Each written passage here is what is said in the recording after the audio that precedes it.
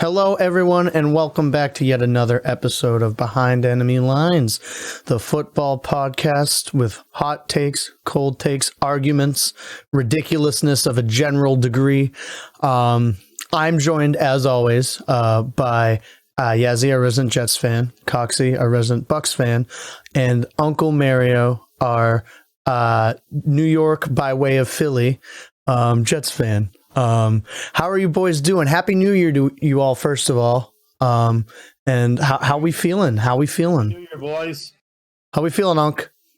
Feeling great, man. Feeling great. Even though you said I'm a Jets fan, it's a Giants fan. Oh, did I say Jets? Yeah. It is hard to argue the Jets fan. Only because of you, Jay. I like the Jets. All you fucking New York teams are the same. Yeah, I hear you. They're all shit. Yeah. Oh God. Cox, how you doing? I'm doing pretty good. Stress-free football for me. So Yeah, it must be nice. that is nice. Be nice until Brady chokes it again, but that's okay. Don't start. Here we go. I'm just messing with you, bud. And Jay, as the team, I think out of all of these groups on the longest win streak right now, how's it going in Jetsville? Nice.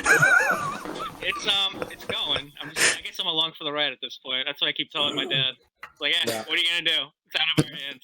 I mean, you're locked into the number 2, right? Yeah, locked in. Yeah. So I actually get a game this week that I can kind of care about a bit because if we win, it doesn't change anything. Yeah, Beautiful. go for And it. it's the Patriots. I was about to say it couldn't be a better opponent for you as well.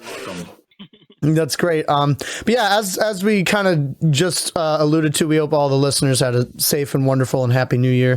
2021, it really can't get much worse, can it? So let's stay optimistic and stay looking forward to a hopefully and almost inconceivably it couldn't be a worse year. So let's keep our heads up and hope this thing gets better. But it's the big thing that's going to open this year is a lot of playoff football down the stretch run. This is week 17. It's going to be really, really exciting to see how things go. This past week in football was crazy, as they all seem to be lately, in an odd situation. But I think the first thing we got to talk about after all of the time we put into it last week, Dwayne Haskins no longer on the Washington football team. He was cut. Boom, get him out, and it happened. Yeah. What a shock. And he is donezo there. I think obviously it's, again, not a shock. I think that's a big thing with it, but it's also, it creates this interesting narrative and this interesting story of what's going to happen next to him. I saw he signed with a new agency. He even his agent cut ties, and now he's got this new agency going on who apparently represents more coaches. I think he reps Bieniemy and another coach that I can't think of right now as I was looking into my research. So interesting kind of shift in tone there. But again, I think he was justifiably cut. And I think it'll be interesting to see where he goes. Let's open with Yaz. What's your take on all this, and where do you think he ends up? I'm not surprised. I mean, I'm a little surprised they cut him before the end of the season, but after that video leaked, I think it was kind of a no-brainer. Just because I know Ron Rivera is a no bullshit kind of coach, so he probably wanted that shit out of there real quick. If he was a better player, maybe try to work with him in the offseason and see if you can salvage it. But the guy's he's just not good.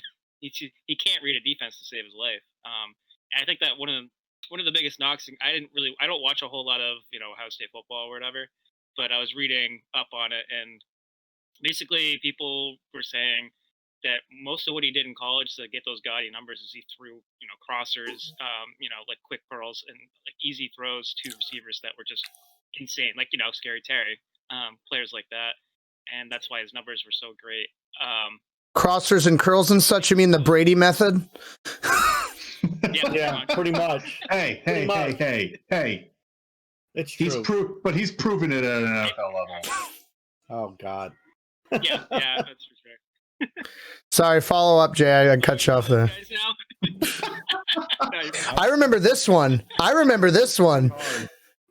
This is the one I remember. What? It's No, what? no. I thought Cox was doing his Thanos impersonation. Sorry, I cut you off, Jay. Keep going. That's my bad. Oh, No, it's fine. As far as where he ends up, I don't believe he's going to be a starter next year. I think he's going to be a backup wherever he goes. I don't think that's really a hot take at all. As far as where he would go as a backup, probably I would think a team that has a history of developing quarterbacks. As far as where that is, I don't know. Let me jump in on Sure that. cost- Yeah, go for it. Yeah, let me jump in on that. So the way you put it is perfect because I would think if you're Sean McVay and you're the LA Rams, and we were talking about this pre-show. The LA Rams offense is not hard to run. It's a lot of bootlegs. It's a lot of crossers. It's very simple for a quarterback to operate in. That's something where Dwayne Haskins can really shine, and I think we're going to see that this week, and we'll get into that with the Cardinals Rams game later. We're going to see that with the backup quarterback, Wofford, how simple it is to run, how their scheme's not going to change, and how it just helps promote efficiency for a quarterback and boosts numbers. And if that's what a lot of what Haskins was doing in college, that's probably where we're going to see him go, is to an offense that's very easy to run, easy to understand, doesn't require a lot of pre-snap reads and killing and stuff like that. Not going to require a lot of that. It's going to be very simple, mundane, but it's going to be efficient, and that's what the Rams are. That's 100% what the Rams offense is. But I think another interesting twist in the tail here could be if Urban Meyer is considering coming back to coaching and coming into the NFL. If Urban Meyer does come back and is hired somewhere like a Detroit or anywhere, does he try and get Dwayne Haskins back and they try and rekindle some of that Ohio State magic? Is that something that potentially happens? It's not a terrible idea. I'm on record defending Dwayne Haskins Yeah. even after all this. Yeah. That's why I was surprised that they got rid of him. They cut him now because if Urban Meyer might be coming back, you or even just in general, you try and trade him because you could get something for him. But like you said, Jay, Rivera is no nonsense at all. Like if you're not in it for the organization, he doesn't give a shit. Yeah, You're done. You're gone. they clearly wanted him out of the environment and the locker room and the ethos more than they did try to get something for him. So Dan Snyder was the only one that wanted him, and it was only the only reason was because he went to the same high school as one of Dan Snyder's kids. No one else wanted him there. So no one believed in him from start to finish in that organization. So I do think a little bit of this Dwayne Haskins not caring is down to that. But at the same time, dude, this is a job. It's just like what JJ Watt says. If this is your job, you get paid a lot of money to do this. Freaking show up. At the very least, show up. 100%. Before you even said anything about Urban Meyer, I had written down here Lions. Yeah. Lions. That was the team that popped into my head thinking about him. He signed with Goal Line Football. There's a connection with Cedric Saunders, who used to actually be a CEO over there with the Lions. Connection there. I can totally see him going to the Lions. That's the team that definitely jumped out. He could sit behind Stafford for a couple years. He's going to go somewhere where if somebody wants to take a chance with him, it's got to be somewhere where there's an established quarterback, but he's on the latter years of his career. I don't see the Rams because I don't think they paid Goff. I don't see them. He's not going to want to go somewhere like that. Goff's their guy, and I just don't see them moving away from him right now. So it's going to be somewhere where they have an established guy, and they want him to sit behind him and learn for a little while. So, I mean, you could take your pick. I'm sure there's a few of them out there, but the Lions sounds like it's a perfect fit for him. You can just sit there and you know what? He's from what I hear about him, he deserves the Lions. He deserves to sit in that. Oh God, there in the shithole Jesus. Michigan. Well, Is anybody out there from Michigan watching? Sorry. oh God, Shithole. Jesus Christ! Shithole. Way to alienate the viewers. That's how you. Kid, I'm just kidding. I know. I'm kid. I know. No, seriously though. I mean, I could totally see that. If I had to put a shot take on that, that's where I think he's going. Yeah, We can Yeah.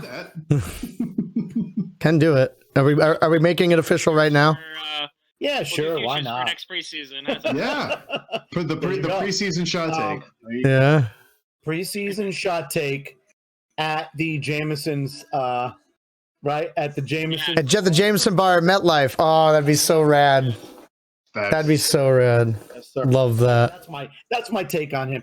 From what I hear, listen, I know as a Giants fan, the big thing before the draft that year was he was the guy, and I want no part of him. I want no part of him. His MO is he doesn't work. He doesn't have a great work ethic. He's not the first guy there, the first guy to leave. And that's what you got to be as a quarterback in the NFL. You got to be that guy. You got to be the guy who's going to be there early and leave late. And if you're not, you're just going to be, run of the mill, journeyman. Mhm. That's what he wants to be. Then that's what he's going to be. But yeah, I totally didn't see him. I didn't see him making it. Yeah, absolutely. I think Detroit's a good pick. I think all the insight you've given about that makes a lot of sense, and that could very well be the landing spot. I can't think of anywhere off the top of my head that would make even the slightest bit better sense than that. So I'm gonna, I think, stick with you on that one. And again, if this is I remember him saying that this has been like a wake up call for him, and so like time will tell if it truly was for him or not. So I'm hoping in a year or two we say, wow, he turned it around, happy for him. Do I see it? Remains to be seen. Right now, from what I've seen so far, no. I'd love to eat my words on that one. I would love that. To give him the benefit of the doubt, he is still like a kid, man. He's like Yeah. 23, 24. He is Mhm. he's a young buck. And we all like boobies. Like, I get it. Does anyone think maybe New England takes a chance? Because New England has this habit. Bill Belichick taking guys who are have struggled a little bit off the field, bringing them in, kind of correcting that a little bit, and they kind of rejuvenate their career a little bit. Yeah. Does anyone maybe see that? That is That's intriguing. That is. it's for me, it's entirely contingent on how much Dwayne Haskins likes those big orange circus peanuts, because that's what Bill's going to try to pay him in. And he's not going to want to give him any fucking money. or Bitcoin. Well, we'll get to that later. We have a thing on that. Nice little tease, Mario. We're going to talk about that in a hot minute here.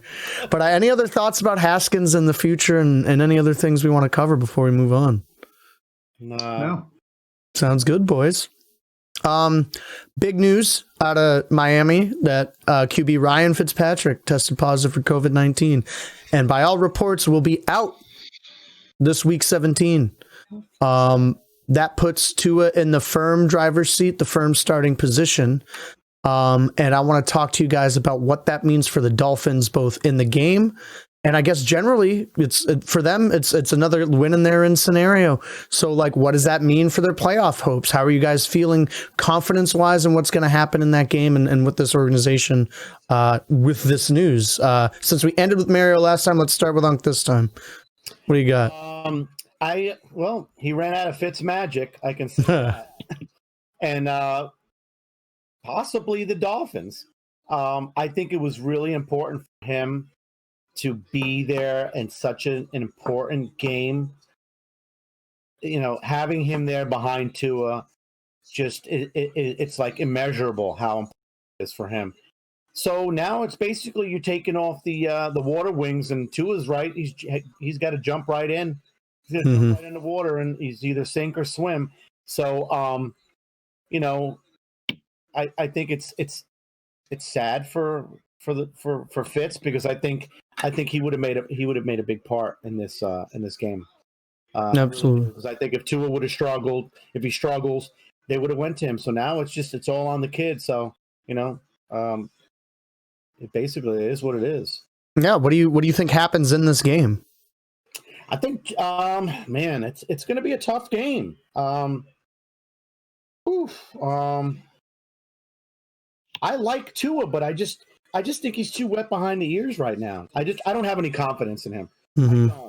I've watched a lot of his games this year, and if they get pressure on him, I think it's going to be it's not going to be good for the Dolphins. It's not going to be good for them at all. Yeah, absolutely. I just don't see it. I don't. I mean, the Bills are going to be. They're going to throw schemes at him that he's never seen before. Mm-hmm. So I think it's just wow. This for all the times that you had to put this rookie in a situation like this. This is probably could be the worst case scenario. Yeah, because at least Fitz has had. He played for the Bills. He knows the ins and outs of the NFL, and I think it was just really important to have him to lean on just in case you needed it for this game. And you're not going to have that. You're not going to have that. So I just think it's just too much for him right now. Fair. I see I just think the Bills are just going to totally annihilate them. I really do. Yeah. Fair. Yes, let's go to you as this being an AFC East thing. I think this is a net gain. I think Fitz has a tendency to not do well as far as winning you're in games. I witnessed it personally as a Jets fan. Sure did. I was there too. Yeah. No, all jokes aside, I think this does kind of hurt him a bit, just in case they do get in a little bit of trouble, because that's kind of it's been the weirdest thing. He's the first closer in the history of the NFL. Mm-hmm. It's kind of strange. Good point. Yeah, I agree. I agree with Mario that he's a rookie, so who the hell knows what's going to happen? But he's been fine, not great, not terrible. He's been okay. He's not going to win you the game, though. And against the Bills, you need a quarterback that's going to win you the game. I don't know if the Bills. I feel like the Bills probably aren't resting their starters right now, right? No, I don't believe so. They're going for the number 2. That's right. Yeah. So that's what I was going to say. Pittsburgh resting their starters. That's what I was going to ask, Jason. That's a great point. I was going to say real quick that it depends on if the Buffalo is going to play everybody. Because they already clinched. They already clinched. So I mean, are they going to play everybody? Yeah, I think so. The Bills are going to play everybody, to my knowledge, and I think they're just going to kind of try and keep the momentum running. I think with the Steelers, a little off topic, I think it's just more to do. So far, it's just Ben that they're sitting. I don't know about the rest of their starters. I saw a couple other names, but I can't remember who. I think especially with Ben, it's more just for with his shoulder and his leg. Like those are he kind of needs the rest. So, but to get back into this, I think this game is probably it's one of those for Tua. It's one of those career defining moments. I think this game is huge because, like we've talked about, Fitz has been a closer, and we've never really seen that.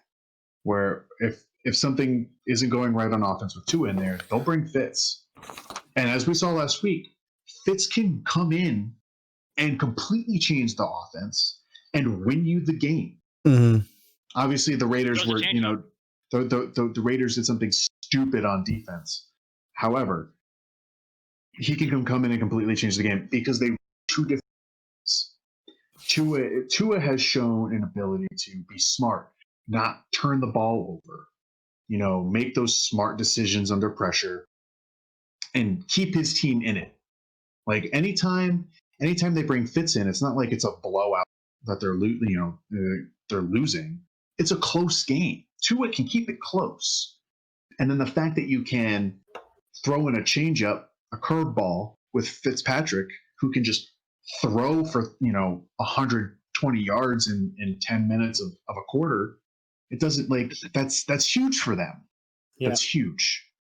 And the fact that he's not here now, Tua doesn't have that safety blanket that he kind of has known has been there. So it's going to be really interesting. This is one of those career-defining moments. Winning, you're in. It's all on you. How does Tua handle that? Now, he's handled pressure before in college in those kind of situations, but he's got to do it. He's got to do it now. NFL's a completely different ballgame. He's got to do it now. If he can do that, if he can win this game, then they've made the right choice by drafting Tua, and he can be their quarterback for years to come. Mhm. If not, he'll get one other career-defining moment. He can come and improve himself, but no one gets 3. It's very rare that quarterbacks get 3 chances to have that career-defining moment as I'm a franchise guy. Mm-hmm. But I think that's really tough. Yeah, I think that's really tough to put that on Tua as a rookie. But no, that's the situation he's in. I agree. I agree with you on one point where if he gets it done, yes, it's defining, but it doesn't break him. It's more of it will make him, but not break him. Because that's why I say shot at like a win and you're in, or like a playoff game, like a career-defining moment. But this is his first one. If he makes it, you're right. That makes him. Then that justifies their pick completely. Yeah. However, if he loses it, then it is gonna put doubt in people's minds as to is maybe Fitz the better thing for next year. Like, was Tua a mistake? Yeah. That will start. That narrative will be there. Is it the correct narrative to have? No. I think it's too early to tell. It's way too early to tell. Yeah. But and he'll get one more shot. And it'll probably come next year. But I think this game is super important for when we look back 10 years from now at the career of Tua Tagovailoa. This game will have an importance there. This game will mean something. 100%. 100%. I agree fully on that. I think this game is the litmus test for Tua. And it's interesting. You guys brought up all the points that I was going to make about Fitz being the closer and it's this unprecedented thing we've never seen before. But my question and my take and thought on it is the fact that that's a system that's in place anyway tells me all I need to know about the franchise's trust in Tua at this current moment. This is not to be hyperbolic, but within that organization and probably within like the GM and higher ups room, Fitz not being there is a catastrophic thing. Yeah. They know that he's basically an insurance policy. Call him Liberty Mutual, call him whatever. He was the insurance policy, and now he's not there. And they elevated for their for their tug. Nice. Yeah, content. But so they've elevated the practice squad guy, and he's gonna be there. What are the odds that they keep the framework, and if things go bad, they throw in the practice squad kid? Well, fuck it, kid. That would be amazing. He murders it. The Dolphins are a witch. Yeah.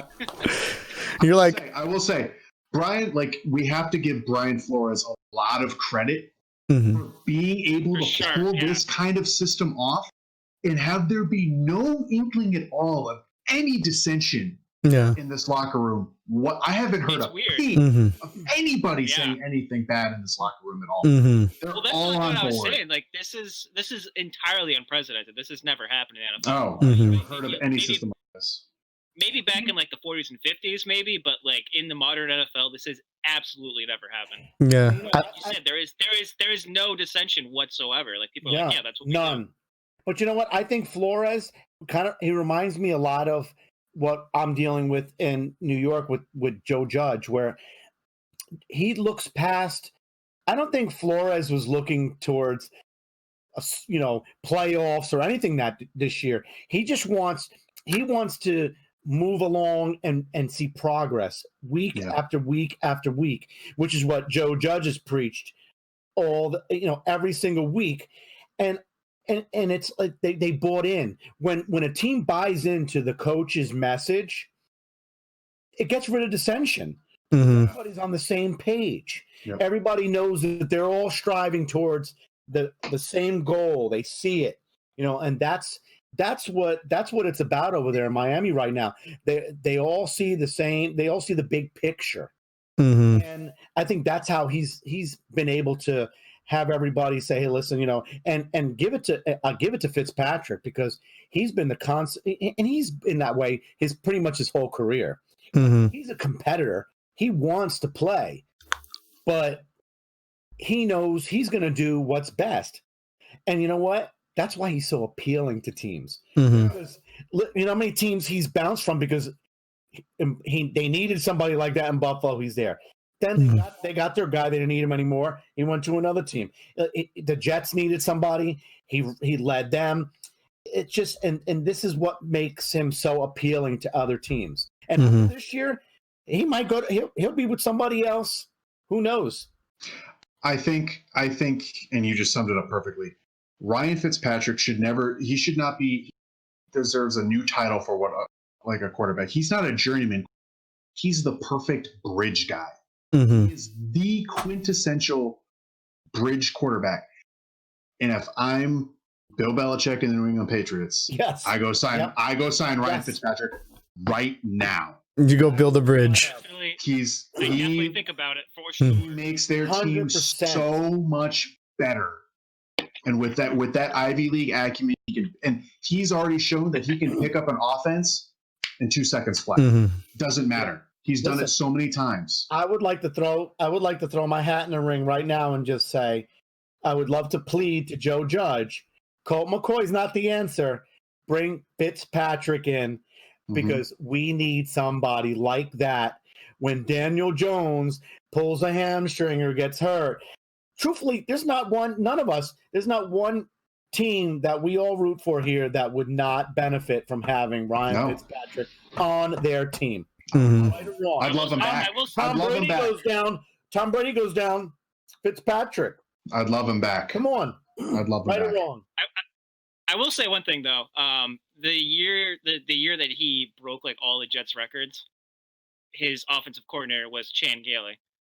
Guess who the offensive coordinator is for the Miami Dolphins? So maybe it's a system thing, because the best years of his career have been under Chan Gailey. Maybe. Just a little tidbit. I don't it's a good observation. That's a good observation. Good point. Yeah. No, very valid. Again, I think that makes the game was already important. All the win in your in games this week are very exciting. This Fitz being out adds this extra little bit of spice, maybe some ground cumin, maybe some basil. I don't know exactly what it is, but it's spicier now. I know that. And fuck yeah. Oh my God. So I'm excited to watch that game. But bigger than football, I hope Fitz stays safe. Hope it's not bad. Best wishes to him and his family. And I hope to see him back on the field, or at least on the sidelines for the team if they make it in for the stretch run. That'd be great. He is 70 years old now. He's in the advanced age bracket. Oh, good. Love that. Any other thoughts or comments on the Fitz Miami situation before we move on, boys? No. Love it. This is more like a fun story to wrap up this week in football that I saw the headline and was very intrigued by. Russell Okung is the first player to have his contract paid in Bitcoin. I saw that headline, and that headline is misleading, first of all, because it's not actually in his contract that he gets paid in Bitcoin. But what he does, from what I've researched and what I've seen, is the money from his contracted salary goes to like his financial guys, and Russell has asked them to then have it deposited into his. When I saw Bitcoin, when I saw the headline, first thing that came into my head was, hell no. Mhm. Yeah, I want nothing I'm to playing do in with the that. NFL, and the NFL is so sketchy. You never know Mhm. when your next game is going to be, when that injury is going to Mhm. occur. No. I would not want something that's so it's not concrete as Bitcoin. Mhm. But as you, thank you for clarifying that, DT. That it's more deceiving, you know. But Yeah, I I thought it was hilarious. got baited by the original article, so I went to research it to make sure. And it seems like it's not confirmed, but he like uses this like app or something, and apparently he's friends with the CEO. But one of the reasons it seems like he's doing it is to promote this app where you can do that with your own paychecks. In theory, and he's like a big representative of it. I still think it's interesting because the fact remains the same that he's converting all of his paychecks to Bitcoin, but it's not some. It's not all. Or- Or at least, so what I have Mhm. here, this is from the New York Post from a couple days ago, that Carolina Panthers tackle Russell Okung has agreed to receive half of his $13 million salary in the form of Bitcoin. Mhm. So but like, I mean, and it's weird. I didn't know this, but Bitcoin has been It's huge right now. huge. Yeah. Like it's been trading as high as $8,383 per coin. Yep. That's ridiculous. I Mhm. did not know doing any sort of like trading of that number. Like, Yeah. I still want no part of it. Crazy. I still want no part of it. I still think it's like a big craze, and Mhm. eventually the market will completely die off. But I don't know. It's one of those things where like maybe if you get in early, you can get like Right. decent wealth based off of that. I don't know. Yeah. My argument. I have a friend. Go ahead. Sorry. DT. Just real quick, my argument with it too is when you have that kind of money already and you have that much capital, it's not a bad idea to try something like this. That's true. You know what I mean? You want to get diversity into your funds and things like that. And if it goes south, you're still an NFL fucking player, and you have a lot of other, and especially doing half of it is very smart. Like, I think it's a cool, interesting way to like reinvest some of your capital. Yeah. It's Yeah. smart unless it tanks. Yeah. Yeah. I have a friend. I was going to say I have a friend, Louis, was paid, who got Bitcoin. Like, this was probably going close to 7, 8 years ago. Got a lot of Bitcoin, almost $1 million worth of Bitcoin. Wow. The issue was being able to cash it in and having to pay the taxes on it. Mm-hmm. So I Yeah, don't I've know. never I mean, that was a understood long that. time ago, and I haven't spoken to him in a while about it. But supposedly, I mean, he's a young guy too. He's like 30 years old, sitting on Mm-hmm. a bunch of Bitcoin that he can't really touch because of tax issues. So, like I said, I don't know a lot about Bitcoin, but it would Neither do I. worry me. To me, cash is king. Mm-hmm. Yeah. You know what? You really want to do that? Pay me. Pay me in gold. I was gonna say Mario sleeps on a bed of gold bars. Are you reading my Yeah, mind? just 'Cause I was pay me in gonna say, gold. pay me a quarter of in gold, Yeah. because it's going to keep going up and going up. But I don't know Actually, what Bitcoin is going to do. You know what? I honestly think gold like irrelevant. I think it's more like platinum and stuff like that. That's what I like. Pay me in platinum. Yeah. Like in pure platinum. Fucking, you guys are weird. Real quick, You need to mute Cox, because every time I'm about to make a point, he jumps in and makes it. real quick for you guys, but more for the audience. There's probably about 5 minutes ago, there's going to be like a 5 to 10 second missing chunk of audio, because when I was gesturing around wildly, I hit a button that stopped the recording for about 5 seconds. But How dare you? I did. So 2 weeks in a row. Nice. hey, but we're back on and everything's fine. I'm going to splice it together. But I wanted. The holidays. Give them a break for the holidays. Yeah. I wanted the viewers to know that that's not like a problem on their end. There's a missing chunk, so it's probably going to jump for a sec. Can we just You're go a in real fuck quick up. and just say that? Can we just go back in and say sorry for the missing 15 minutes? Jason, No, 15 like seconds. feet shit his pants. Oh god. Splice that part out. We had to change his diaper. Yeah. No, it's only like 15 seconds. It wasn't minutes or anything. It was like 5 to 10 seconds we missed. Good, buddy. Yeah. Jay, do you have any thoughts on this? I feel like you hadn't chimed in a ton. I'm gonna be perfectly honest with you. I have no idea how the fuck Bitcoin even works. I don't understand it. Like fundamentally, I don't get it. I just don't understand how it works. I had to explain to you stocks like years ago. Remember when I explained to you stocks when we were in high school? I just imagine somebody in their backyard just really mining for.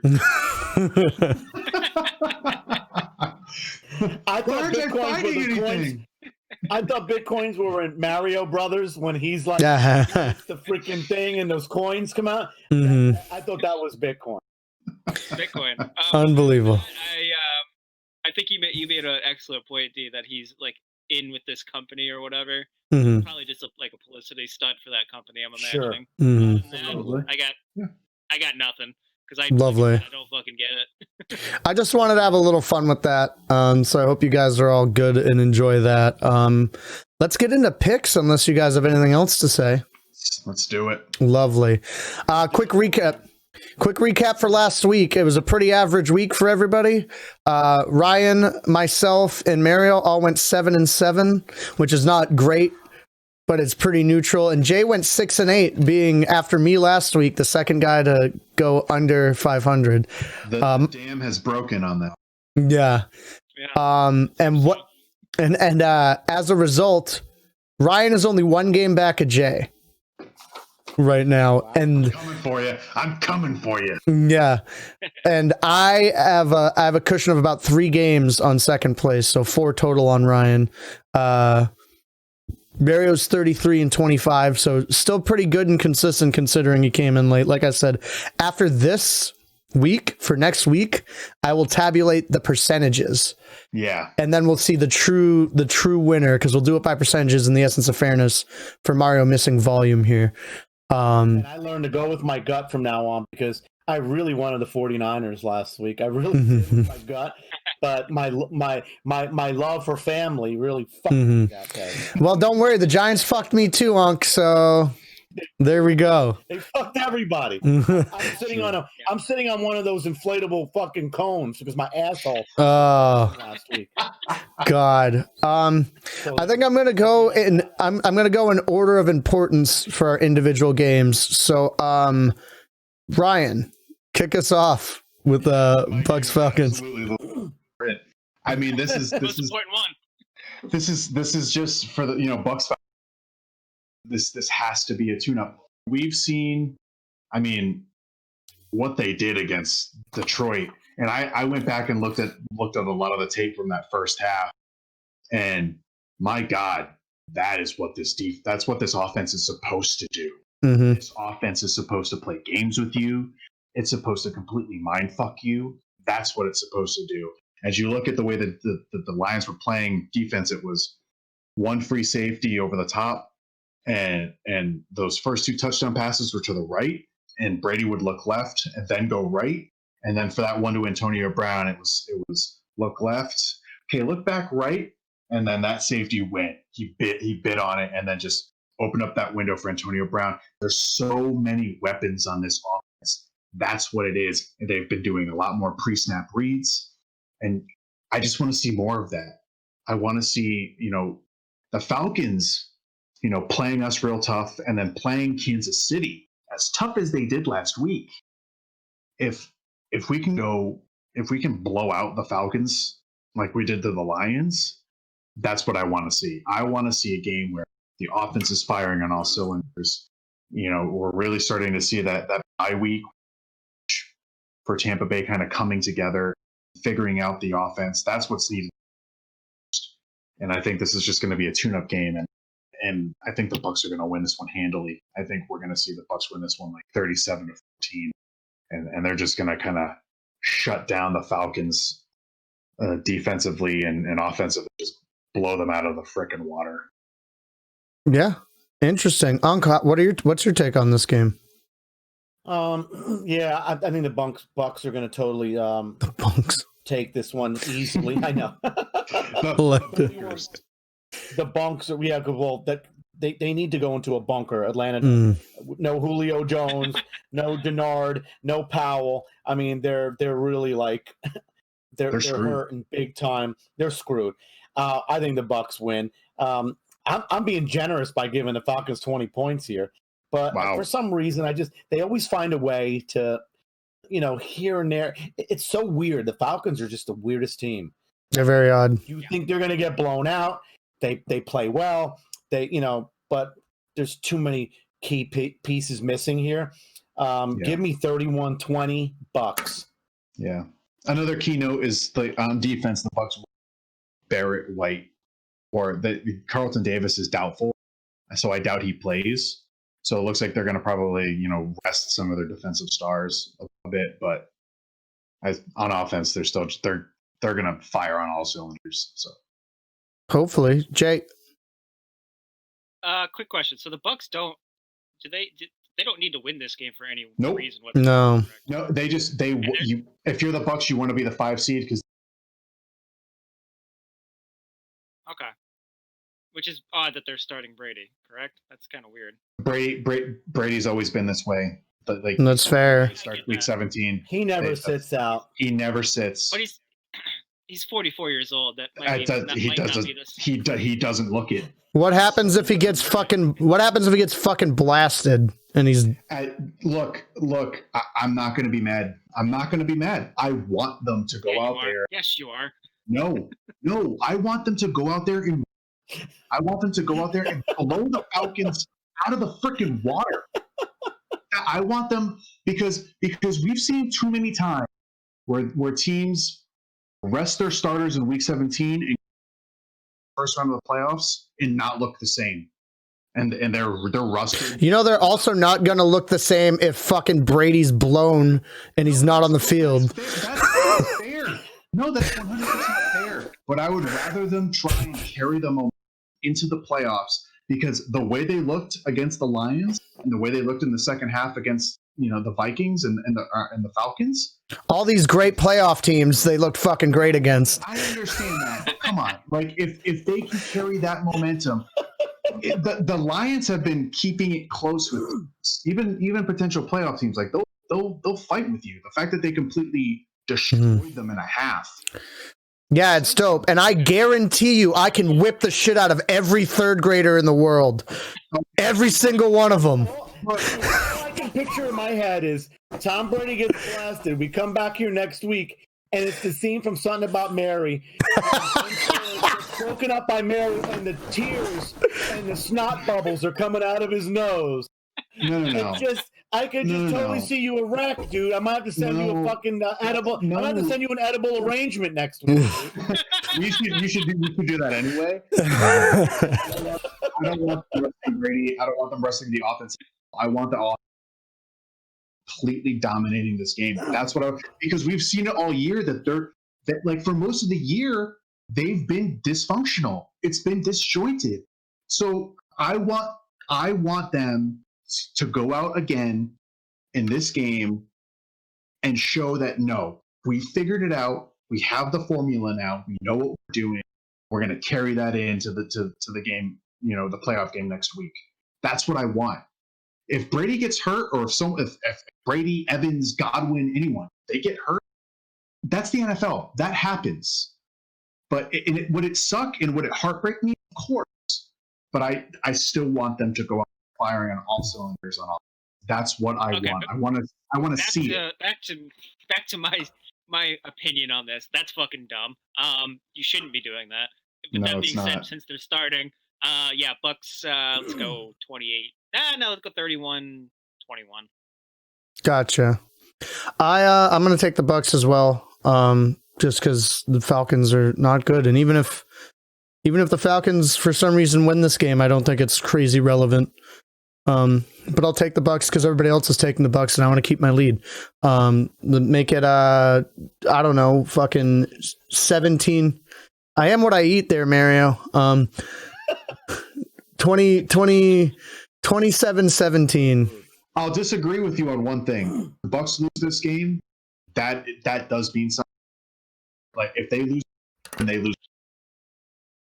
I think if it's fitting that if they win this game and Brady plays the whole game, instead of saying I'm going to Disneyland, he can do like a Metamucil commercial or something like that. Just an idea. Fair. Jay, Jets versus Pats. Tell us all about it. I know you always have this one fucking circled on your calendar. Hey, this is the first game since I think like probably week 1 that I actually give a shit what happens here. Jets are locked into the number 2 pick. That's it. Nothing can change on that front. The Pats have been a fucking nightmare for us for 20 fucking years. So yeah, and you know what gave me life is watching Bill Belichick fucking wreck that phone on the sideline against the Bills last week. I love that. I cannot wait. And Bill hates the Jets more than any other team in the NFL by a wide margin.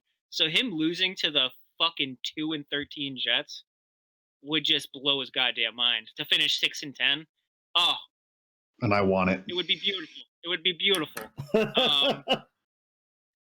They have a lot of injured players this week. I think McCourty did not participate for practice today, based on the injury report I saw earlier. And I think, again, and I've said this the last few weeks, Sam's auditioning for his fucking life, dude. Like, he needs to show something in order to continue, even if it's not on the Jets, just to be starting quarterback somewhere, Mm-hmm. And the Jets are relatively healthy right now. I know Quentin Williams is kind of a big loss. I said that last week, but the D-line still looks pretty damn good. I think that's going to be a building block going forward for us, is the D-line. Mm-hmm. And if there's anything that Cam Newton loves, it's pressure. Love that. So you have the Pats winning this one, I assume. Just because I'm a battered Jets fan, so I think there's a distinct possibility that Bill Belichick outsmarts Adam Gase. That would be wild. That'd be crazy. Yeah, the genius himself, Adam Gase. I do think that the defense, like I said, the defensive line is going to shut down that running game, and I think that the only way the Pats win this game is if they have a solid day running the ball. And the Jets have if nothing else, they have a good run D. And Cam Newton, we've seen, can't pass the ball worth a damn. Stidham can't throw it really all that well either. So yeah, I'm gonna go with the Jets. I'm gonna go kind of low scoring here. I'm gonna go like 17-14 Jets. Fair. Coxey. Yeah, the Jets have won. They're locked into the 2 seed. So whether they win or lose, it doesn't matter. And I've been really impressed with what they've done the last 2 weeks. Clip it! Somebody clip it! We've talked about this we talked about this pre-show.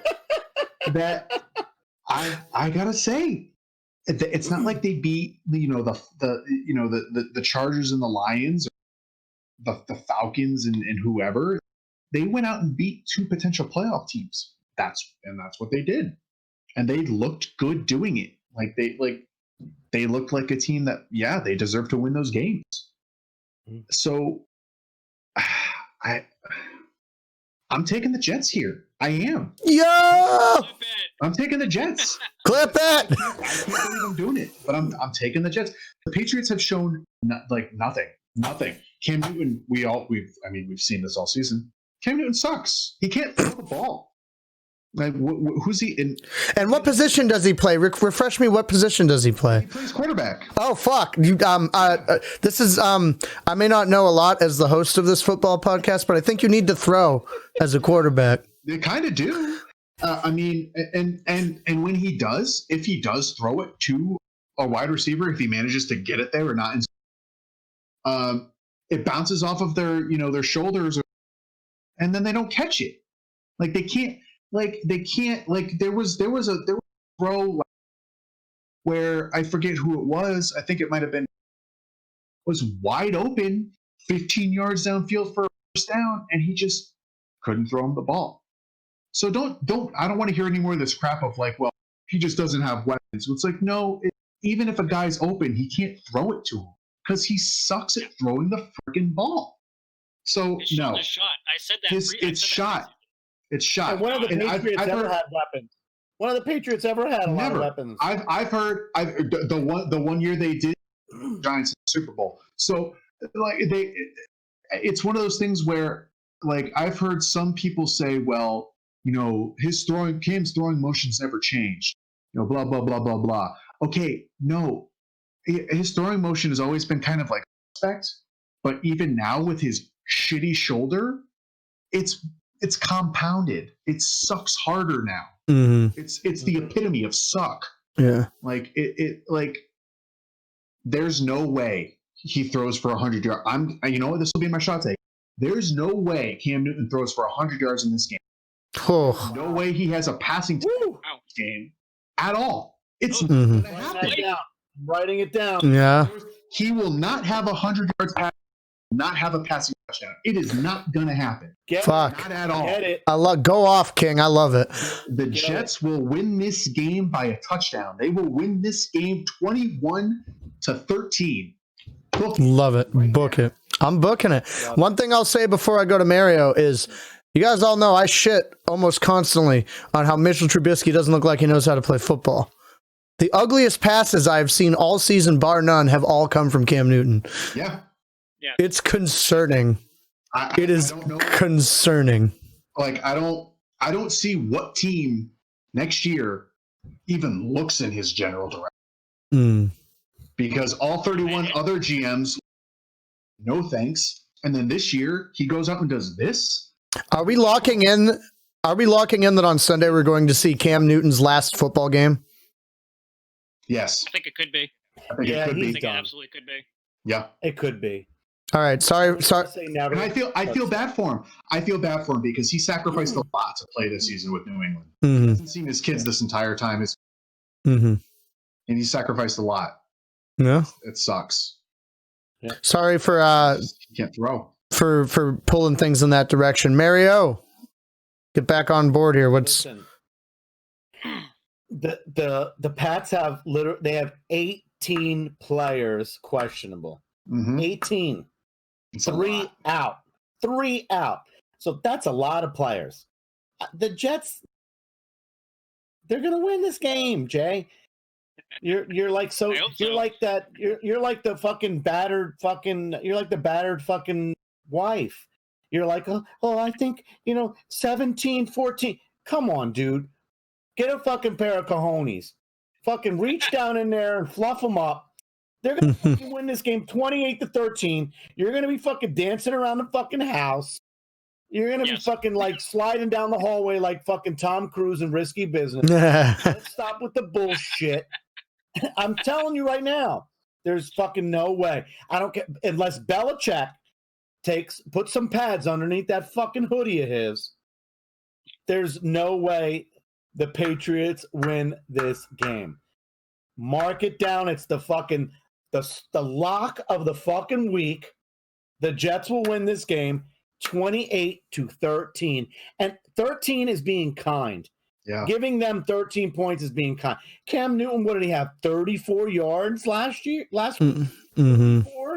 He's just beyond bad. Beyond bad. Even that rushing touchdown he had was a disjointed play, and it looked awful. Oh, it looked horrible. bad. And it's not going to happen. It's not going to happen Sunday. It's not going to happen Sunday. No, so they're bad. Give me the Jets 28-13. I like that score. I like that team. I'm going to take the Jets. I'm going to do 28-12 because 13 is just not weird enough for a Patriots score this year. While 12 is That's fair. the folk hero. He's going to shine in this game. He's going to shine. He's going to be the bright spot for New England. Actually, in case he doesn't question. So who knows? Oh yeah, who knows? Oh, if he's out, it's done. It's done if he's out. It's not. This is after the crazy season and obviously the very shitty one for our Jets friend and the crazy season for everybody with all the shit that's been going on this year. This is the main course, boys. This is the long dining table with the silver platters served to us, and it will be delicious. And I hope to eat of it and enjoy what is hopefully the first of many years of this. That's all I got to say about it, really. I'm very excited. Next up, Enjoy. actually, hang on. Shot takes, because I forget how to fucking host the show sometimes. I think Cox was right last week. What was my shot take? I think it was something ridiculous. Did I write that down? Oh, please tell me you wrote that down because I thought I was. I listened to it just before we started, and I think it happened or was close to happening. Something tells me it was a Josh Allen take. Oh God! Because he's a cutie. I think it was Josh. I think it was Josh Allen would blow you a kiss after the first touchdown he made. Oh, he And I think you were right. Mm, You were right. oh, He did. He did. man, he did. He Yeah. blew you a kiss. no, I think yours was right though. Yeah, it was something. Yeah, we Josh need to Allen start related, writing. I We believe. need to start writing these down. Yeah, I fucked it up. I'll start writing them in. But I think you were right, Jay. I don't remember yours. Do you remember it? I don't, if I'm being perfectly honest with you. Mine was totally ridiculous. I think it was like Cam Newton throws 3 picks. Mm-hmm. He was bad, but he wasn't that bad. Mine was Derrick Henry with 250 yards and 3 touchdowns, so I also fucked it real bad. So I know that. So we'll do those. I'm just, I- Let's just gonna do take them the shot now. Just because. Let's All just, right. you know what? I'll drink with you guys. Let's just do it now. Fuck it. But next up, once we do this shot, we're going to Mario's game because it's what I think is the next most important after my game because I host the fucking show. Love it, guys. Love it. Oh, Glenn Levitt, excellent. Pistol Pig, excellent. Hell yeah, dude. Doing. That's my birthday This is present not from water. me, David This Taylor. is not water. This is vodka. It's effing vodka. Good vodka too. It's good vodka too. You ever have it? Fucking pretty decent. Happy New Year's, boys. Wait for the host. Hold on, wait, Oh, wait for the host. Oh my wait for god. DP. Happy New Year's, boys. Love y'all. Salud. Let's fucking get it. Salute. Guys. Mario, tell us about the winning we're in Giants. Well, listen. I know I don't think it's just winning you're in. We need to win. I think the Eagles have to beat the football team. They do. Oh, yes, that's true. But, Yep. but at 1:00, it's in our hands. Now, something that stood out to me was Daniel Jones playing coy when he went on to had an article in the New York Post and they asked him and he said he hasn't been able to run. He's had Yeah. to be a pocket passer and he hasn't been able to run. And Joe Judge came out and said, I wish he wasn't so forthcoming. Is that, I just don't see them being that ridiculous and coming out and giving government secrets away. I'm praying to God. I'm praying to God that It's a great bait. he's just playing coy, and this is the game where they actually draw up some plays where he actually takes advantage. The first game they played against Dallas, he actually had some really good runs against them. So I'm really hoping. Do I think we are going to beat the Cowboys? That is the question. It's paining me right now. I don't think we will win. Oh, no! Oh no. I don't. Bomb it. And I'm going to tell you why. And it's because it's a bunch of ifs. If the offensive line does not play well Yeah. against that Dallas front, Yep. and Daniel Jones can't run. There was something that really pissed me off last week. I know Jason Garrett, he didn't call one RPO. He didn't call one rollout. You don't have to be a scrambling quarterback. We're not asking you to go 100 yards down the field, but you should be able to roll out. And when that defense last week they were stunting us. They were in the backfield. Daniel Jones got sacked, I think it was 7 times or 6 times last week. That's been happening a lot lately. It's just a ridiculous amount because he's not 100%. But if he's not on the injured list, he's not showing that his hamstring is a problem. He's not showing that his ankle's a problem. If they don't have an RPO or rollout or anything like that, you're going to tell within the first 10 minutes of this game if we're doomed or not. Because if Daniel Jones sits back there and that offensive line struggles, the game's over. I don't care how long it goes. I don't care how good the defense plays. The game is over. Because the one thing Dallas does have going for them is that defensive front, they will get after you. They will get you. And, that's what scares me. And then is Patrick Graham going to sit back and play zone with – you have a lot of rookies back there too. I think Darnay Holmes is back, so that should help. And they were playing a lot better when he was in, and they've struggled since he's been out. Even though he is a rookie, he's a good player. So it's going to determine if he can play and they can get back to where they were before, where they had the bend not break, and they were able to bring some guys up and pressure Dalton.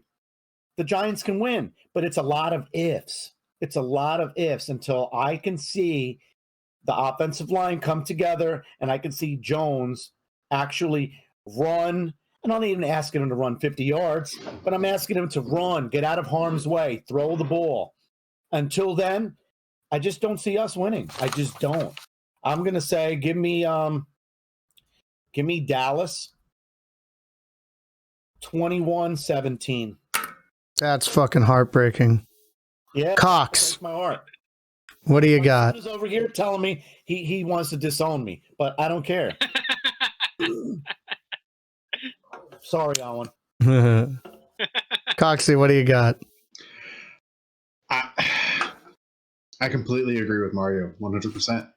And I look at the last 5 games of what the Giants have done, where back in November, December, they beat the Bengals and the Seahawks, but then they go on this losing streak.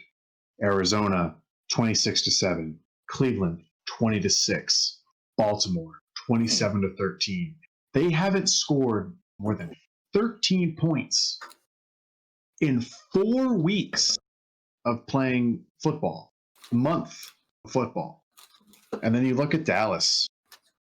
They lost to Washington 41-7. Then they kind of turn it around and kick it on. 30-7 over the Bengals, 41-33 over San Francisco, 37-17 versus Philadelphia. They are clicking at the right time. Mike McCarthy getting this team to play at the right time. And it's surprising because we all counted them out. We all completely just said they're not relevant. Fuck them. Who cares? But here they are, week 17, still with a chance to win this division. And they're going to win this game. They are. They have the better form. They have the better receiving weapons. By their receiving core is way better. Their running back is better by far. Everything is just better by even if it's not, even remove Ezekiel Elliott, Tony Pollard is better than the Giants have by far. So I just can't see the Giants getting it together, minus a complete outclass in coaching from Joe Judge to Mike McCarthy, which is possible. That is possible. I don't think Mike McCarthy is a good coach at all. I really don't. I don't believe in him at all. But the talent that's on the Cowboys is going to shine through in this, and they're going to make. I think they're going to win this game. I don't know if they make the playoffs, but they're going to at least win this game and have it come down to that 8:00 game, with Washington and Philadelphia, and they're going to win this game like 30-13. I don't think the Giants get over 14 points again, and I can see it. Yeah, it's going to be a 30-13 contest for the. I will say Dallas does have a big injury on that defense. Van Der Esch is ruled out. Mm-hmm. So I think that's big. Huge. I think that is huge. That'll help that will help the Giants running game because I mean I know Powell is good. He's a good running back. I wouldn't say he's like 100% better than what we have, but he is better. He is better, and that offensive line is better. They're starting to click. So yeah. I mean I agree with you. I agree with you. Sorry, go ahead. No, I say I agree with you. I don't think it's going to be that much of a blowout, but I think they'll do just enough because Dallas and Giants always play each other like that. Like last time we played them, even when Dak got hurt, that was a close game. It was like 34-30, something like that. It was a close game. But I mean, I think Golden Tate is doubtful, so that hurts us. I don't see us winning. So yeah, it was 30. It was 30. It pains me. I don't. It was 30. It was 37-34, and I'm also picking a little bit with this. Of all the teams, if the Bucks are the 5 seed, the teams in the NFC East I don't want to play, that we don't match up the best against, it's the Giants. It just is. So I don't want to see the Giants at all. I don't want to see them in the postseason. I would much rather see the Washington football because I think the Bucks can go into Washington and blow them out of the frickin' water. I don't see that with the Giants at all. I think with them it's going to be a close game, and I don't want that. So yeah. Lovely. That was super cute. Jay, get us out of this fucking love mess. Yeah, no, I think Mario made a good point about the Dallas front seven. That they've been on one the last few weeks, and the team as a whole is. And yeah, we counted them completely out of the equation after Dak went down, and we were right for a few weeks, but now it seems like they're starting to get it together again. It's a talented team. Let's be honest. Mm-hmm. It is a talented team. The receivers are just they're on God. The receivers, that might be the best receiving group in the NFL. It's close. Watch it. CeeDee Lamb and Cooper are right there with Watch anybody. They really are. I said it's close. But they're right there. Yeah, I mean Dalton. I mean I've said it for weeks. He's the best backup in the NFL. Period. He has been all year. Better than Fitz. Ooh. I would think so. I would say so. Ooh. Yeah. We just basically gave Fitz. I wouldn't do that. We gave Fitz fellatio earlier. Mm-hmm. We're like giving it to Dalton. Yeah, exactly. What are we doing here? But I think what it really comes down to is who has the better weapons. And I love you, Mario, but I agree with you. The Cowboys, they got CeeDee, they got Amari, they got Ezekiel, they got. It's just too much to overcome, and it's a tale of two defenses for the Giants. Some weeks they look incredible, and some weeks they look So which Giants defense are we seeing this week? I guess is really what it comes down to, and which Daniel Jones are we going to see this week? True. Jay, before you make your pick, I want to ask you a question. Who, because I know if you're, who has the better offensive line? Who? Wait, say that again, who has the better offensive line in this game? Yeah. Oh, the Cowboys. Then there's your pick. Then there's your pick right there. There it is. There it is. That's the pick. Is that your? But I do want to beat DT, so give me the fucking Giants here. Let's go. I love it. I love it. I love it. I love you, brother. The mistake you made, Jay. The mistake. Some of that fucking Yazinchuk fucking Russian fucking luck is big fuck you energy. Fucking Giants. Yes. The mistake you made though, Jay, is that I picked last, and to be strategic about doing this, what I'm going to do is I'm going to pick the fucking Cowboys because fuck you. That's what's going to happen. They're going to win the game. Mario's heart's going to break, and I'm going to cry for him for 2.5 seconds. Yeah. And then I hope your hemorrhoids bleed like a fucking oh god. No, I wanted this for you. I was rooting for you. We were all rooting for you. And then you went and fucked me last week by not getting that game done. So, You fucked me last week. okay, it's great. I guess at that point it's consensual. Hey, real quick though.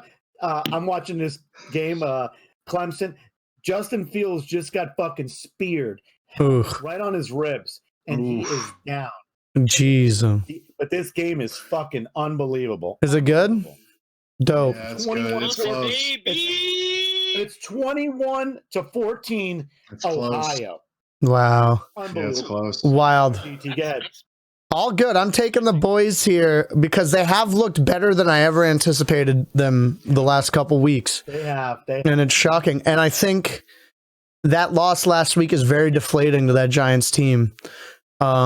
And they're going to need help even if they do win the game. I would love for them to shock me and win this game. And I would love that because I want to see Jerry World continue to burn to the ground as well. So it's not Of course. Everybody wants that. this is a head pick, not a heart pick, because I just think with the way both teams are looking right now, the Cowboys have the edge and they're going to win the game, which is super unfortunate. But my heart and soul does go out to you. But the Cowboys win this game 27-20. Let's go. Well, if the Cowboys win, you owe me head then. I'll give it to you. I'll give it to you. Don't worry. Gosh dang, boys. I want that fucking blue hair in my hands. Yeah, that's honestly same. That's what I want to happen. So you're just giving me what I want at this point. Okay. I can't Oh my punish you. god. I can't punish you. Going off, I love Going off where the this is rails. going. I love this. I'm the host. I got to bring this back after now I'm a little hot and bothered. The main event for this week, Yeah. win and we're in. Arizona Cardinals. Oh, I almost said New York Rams. What the fuck's wrong with me? LA Rams. I got you hot and bothered. That's what happened. Every team is from New York when I like think about it in my head first before I remember where they're from. We need to win this game. Yes, you do. Win and we're in. Backs against the wall. Chips are down. The only game in the way that the Arizona Cardinals Twitter is marketing this as the only game that matters this season because it's come down to this. And from what I've been seeing from the team and everything, like they know the weight of this situation. And everybody's going to come with everything that they fucking have. I'm very nervous at the fact that Edmonds probably isn't going to play because of his knee. Buddha's questionable because of a neck. And I don't love that. There's a lot of things that make me uneasy about this game versus LA. They beat us a couple weeks ago. A game I said we needed to win, and the game I picked them to win because we needed it. We need it way more now because we shit the bed last week against San Fran. We did. That's been this team this year. They'll pull out miracles like the Hail Murray, and they'll shit the bed against Detroit, and they'll shit the bed against the Niners. They're all over the fucking place. I need Cliff Kingsbury in this organization to give me one game to live up to the potential that we've been able to see all year. And if we win this game, and if it's a dominant win and everything finally clicks, this postseason is going to be scary. And that is what I'm hoping happens. I'm picking us to win. Honestly, weirdly for me, Goff being out is a big factor in that. Because it's a guy who's never taken an NFL snap. Not that I don't think he'll perform, because from what I heard, Jay loves this guy. He thinks he's got a lot of upside. I don't know a ton about him. But I think in talking about a second-year quarterback and an experience advantage, you normally wouldn't be in this situation talking about that. But I think that's a key factor in this game. I need Hassan Reddick to keep making a late push for DPOY, leading the league in forced fumbles. He's like fourth in sacks. I need him to continue to go cuckoo bananas ape shit for me on this young guy, because Aaron Donald's. What's this noise I'm hearing? I think it's Mario being ridiculous. What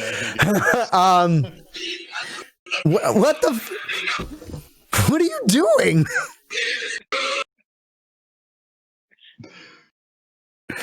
This is on purpose, isn't it? That was glory, hallelujah, because you were fucking so inspiring, you son of a bitch. You. It's what I do. It's what I do. We need. Hallelujah. And I'm surprised you didn't fucking know what it was right off the bat. Come on. Well, I was only getting bits and pieces of it through your mic. True. And God damn it, I need to get some better equipment. no, it's okay. It's okay. But we need this game. I need all. This is the game. This is, for me, this is endemic of what the Cliff Kingsbury era is going to be. We're either going to make it and we're going to be a threat in these playoffs, or we're going to shit the bed. And my confidence is completely shot, both in that coach and to some extent in that quarterback. I've had legitimate concerns since we drafted him about Kyler.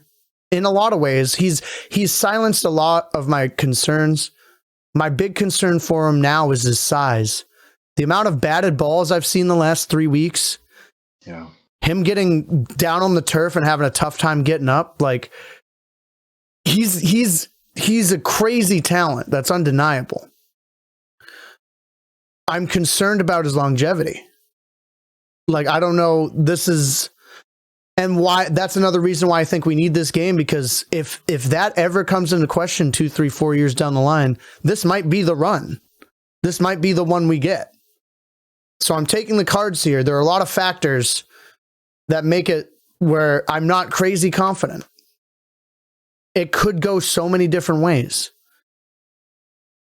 But for my team, and for all the lovely people who are also Cards fans, and for all those players that I know have so much promise and so much upside, show me something on Sunday. Let's fucking get it done. Let's get into these playoffs. 27-24, Arizona. I'm off my soapbox. Mario, follow me up. Man, I wish I can follow you up right there with you. He's picking the Rams, you cocksucker. Listen to me. Buda Baker, to me, is probably the biggest. Listen, I know you don't have Goff, but if you watch the Cards, who's the fucking guy in that secondary? Who's the fucking main man back there? Who's, you know what I mean? Who's the captain back there? It's Buda. Yeah. Not to mention, and I mean, I know he's questionable and he can play, but you got Fitz is out. Daniels is questionable.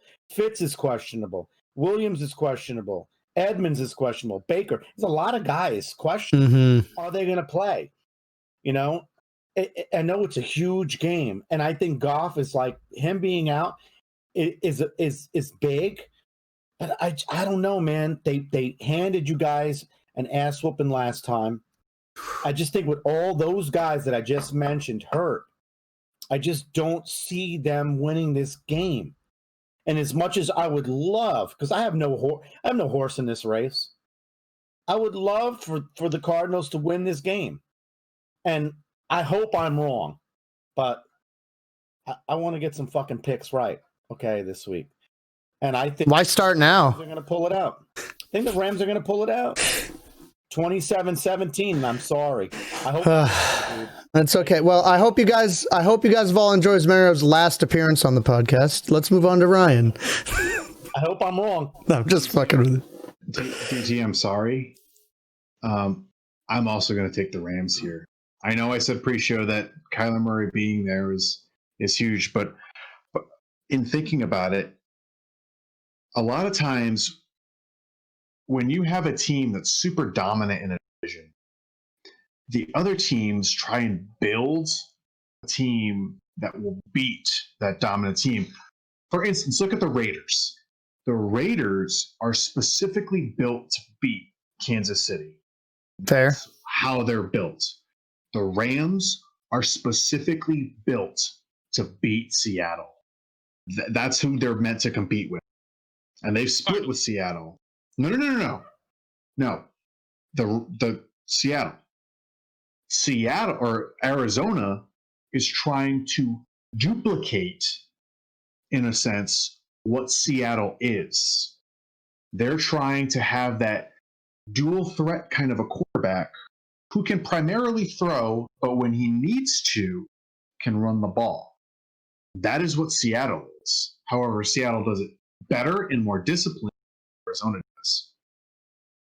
And the Rams defense is intact for this.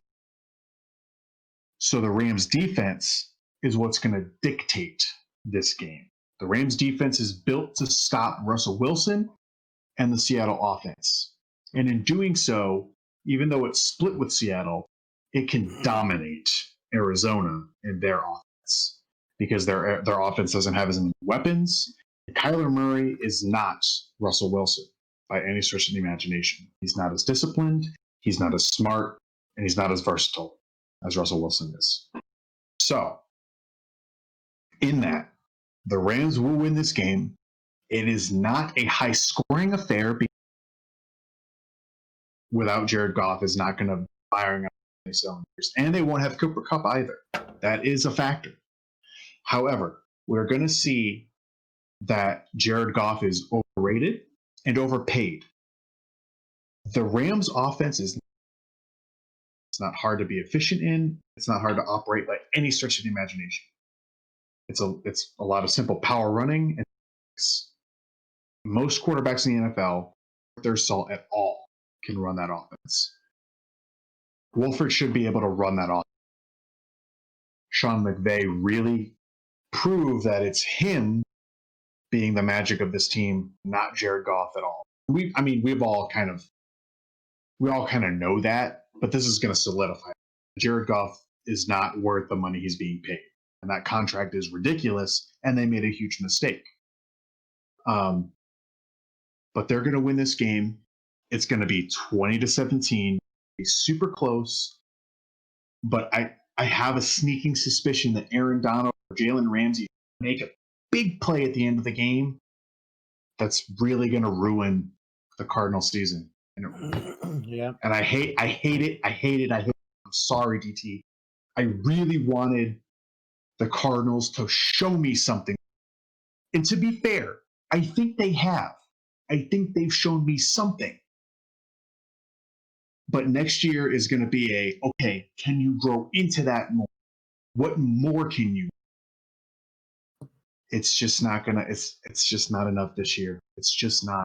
And I'm really sorry. It's just not. You're dead to me, Jason.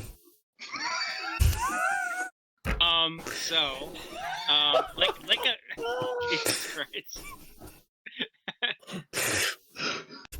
Mario's losing his shit. Can I do a shot take? Can I do a shot take off this game? Sure. Do it. Blake Bortles gets into the game and throws a fucking touchdown. All right. I like it. I love it. Jason. So, like I was talking earlier, Wolford's not a scrub. He was on the Jet. He was on the Jets. What? He was on the Jets in the preseason. I think it was like 2018 or something like that. And he lit up the preseason. He's a good quarterback. He was good in the AAF. Yes, he was. He was he like I said, he lit up the preseason. He can make the throws. He can run an offense.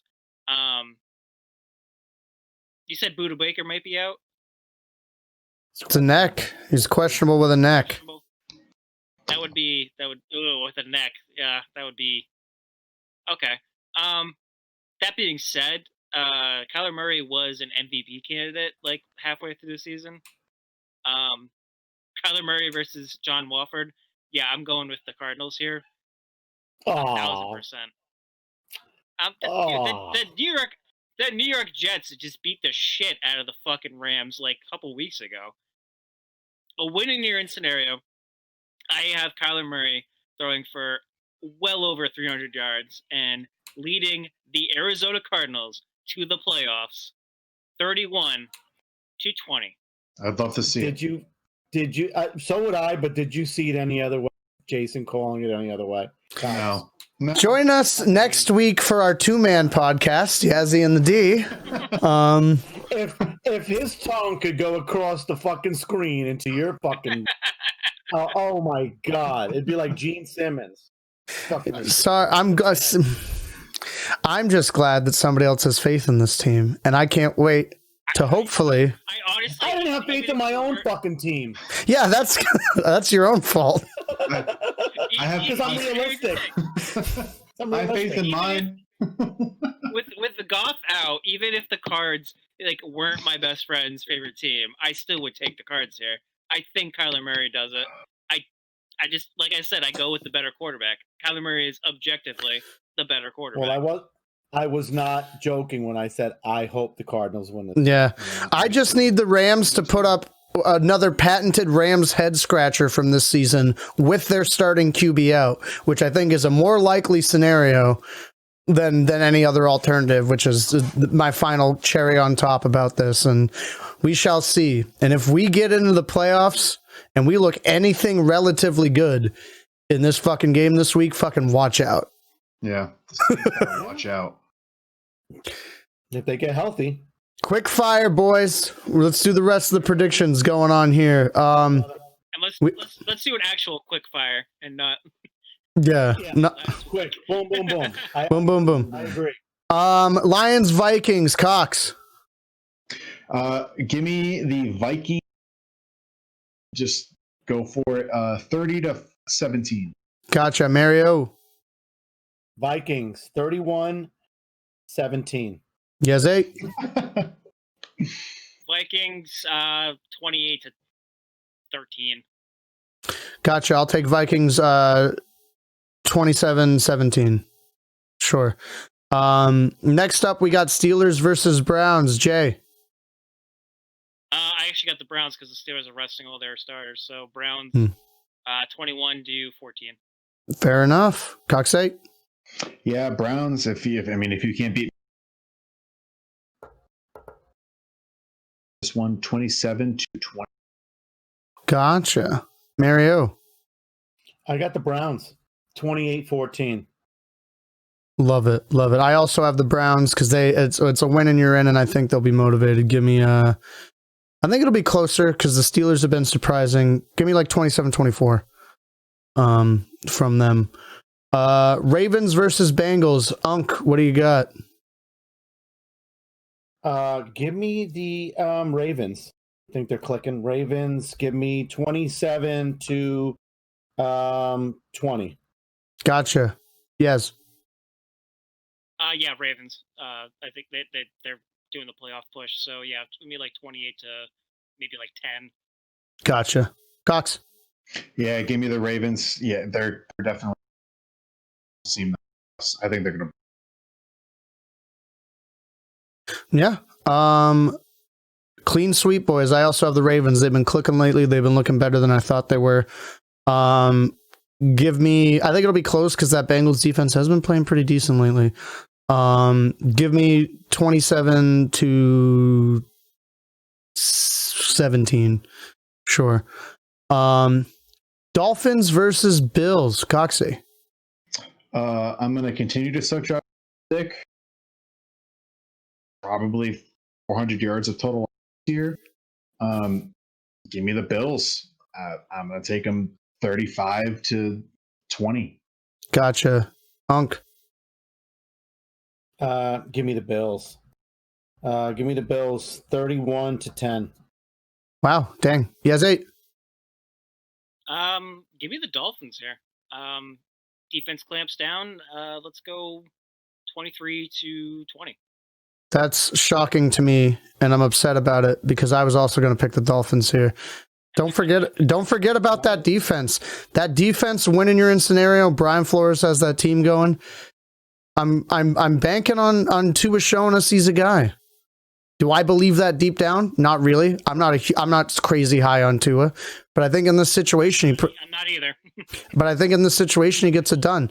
I think the rest of that team, Gaskins being back, all that stuff. Is it Gaskins? Who am I thinking of? Yeah. Yep. He was back last week, but yeah, Yeah, but that's what I'm saying. But he's back and he showed out. yeah, he did. That it's a different team with him there. Give me the Dolphins winning your end. I want to see that scrappy Dolphins team make a playoff run and see what it looks like. So I'm gonna pick.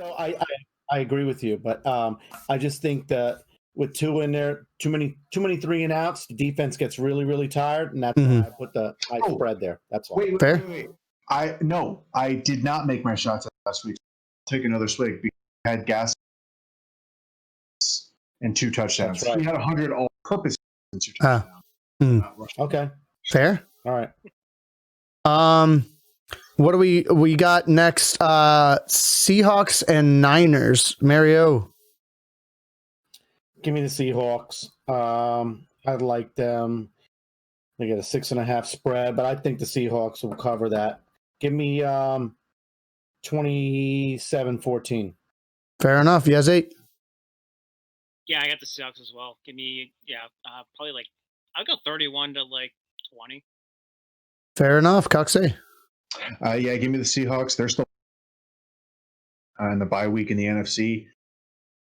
I'll take them. I'll take them 30. Give me the Seahawks just because fuck the Niners for last week. That's the only reason. I don't know. Give me 31-10. Fucking kill them. I don't care. Get in there. Next, we got Jags Colts. Let's go to Yaz. Oh, Colts. They need a win. Jags suck. Give me the Colts like 31-7. Fair enough. Coxey.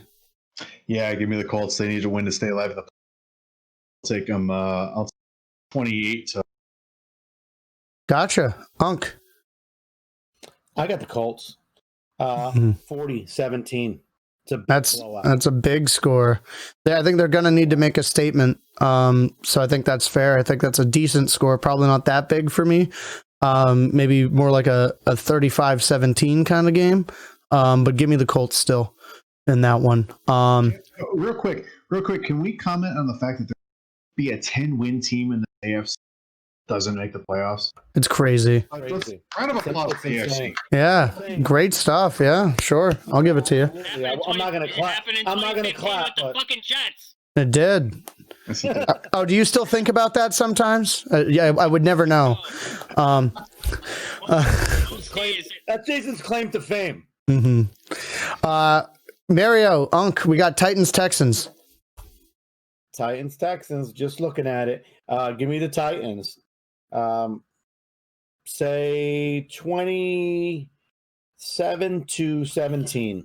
Fair enough. Yes. Ooh. Fuck it. I'm going to go with the fucking Texans here. 21-14. You fool. Coxey. I'm also going to take the Titans here. I do think JJ Watt has a speech he made this past week, but I think the Titans have a big game running the 27. Titans need to bounce back after what fucking happened last week. So give them a big statement win here. I think they win fucking 27-10. Let's do it. Nice. Raiders v Broncos. Let's start with Jay. Both of them are out, so it's kind of a meaningless game, correct? Yeah. Yep. I'm still gonna go Raiders. Yeah, give me Raiders like 21-14 or something like that. Fair. Coxey. Yeah, I'll take the Raiders. They're still trying to year to year. So give me the Raiders 27-20. Fair enough, Unk. Raiders 21-10. Gotcha. I'm also gonna take the Raiders. I also like that score, Mario, so I'm gonna steal it. On Gruden's quest to be 8-8, like all coaches aspire to be. Yeah. Like Jeff Fisher. Yeah, Fisher-esque. Set that bar low. Hell yeah. Chargers versus Chiefs. Mario. Ooh. Chargers, Chiefs. Give me the Chiefs. I don't think it's a blowout, but give me the Chiefs 28-17. Gotcha. Coxey. Come back to me. All right. Yes. Nice. I'm going Chargers because the Chiefs are resting literally everybody that's in like significant in any way. Hmm. So yeah, give me the Chargers 24-10. Cox. Yeah, that's what I was gonna say. I'll do the same thing, same score. 24-10.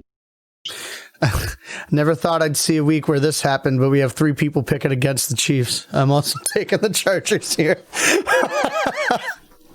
There's no I don't think insignificant it play. matters. I don't think it matters. That's fair. It might not matter for sure.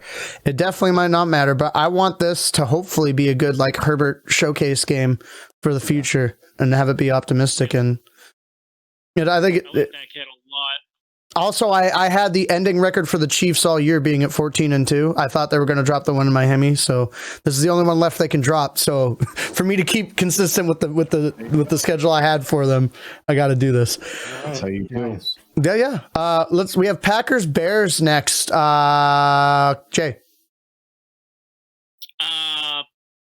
Packers, as long as they're not resting people. I don't know if did they lock up anything? Or not.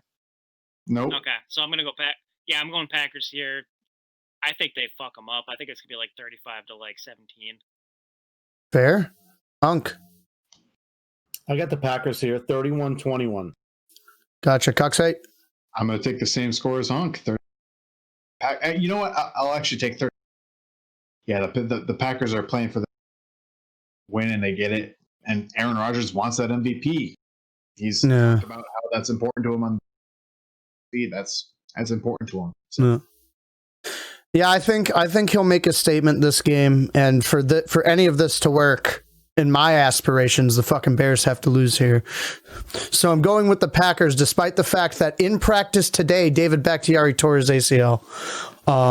So he's out, and that sucks. I did see that. Heart goes out to that guy. I fucking love him. He's an animal, and he's amazing. I love him. So big ups to Bakhtiari. Yeah, big ups to Bakhtiari. Speedy recovery, brother. We love your work. We love what you're doing here. But the Packers still pulled this game out, so you'll still be on a push for a ring, even if you have to be on the sidelines for it. So give me Packers 27-10.